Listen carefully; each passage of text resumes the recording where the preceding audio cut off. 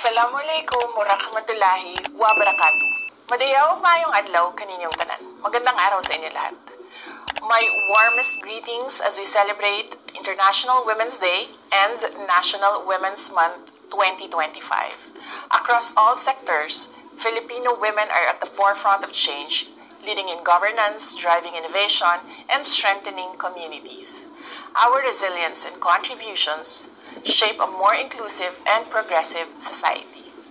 Yet, we cannot ignore the alarming reality that violence against women and children and human trafficking continue to threaten the safety and dignity of many. From domestic abuse to online exploitation and trafficking, gender-based violence remains a persistent barrier to women's empowerment. The fight for women's rights is not just about closing economic and political gaps. It is about ensuring that every woman and child is protected, heard, and allowed to thrive. Let us work together to strengthen our laws, improve access to justice, support survivors, and challenge the deeply rooted norms that enable violence.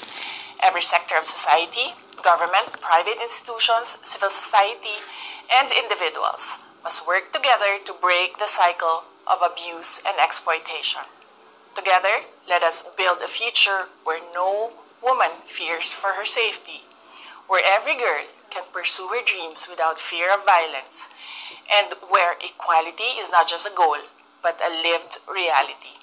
Mabuhay ang kababaihang Pilipino.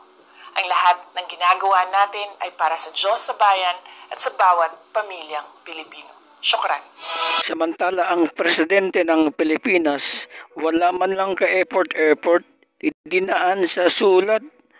Basahin ko I join the entire nation in celebrating Women's Day and National Women's Month.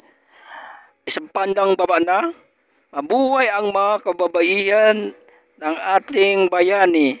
So sign Ferdinand Marcos. Talaga from day one, planado talaga sirain si BP Sara. Paulit-ulit yung media, paulit-ulit sa confidential fund.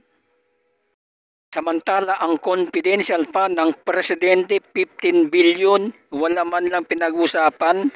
Yung confidential fund na galing pinag-usapan sa Kongreso, galing sa presidente yun, binigay nung December. So matatapos na yung year, so kailangan gastusin.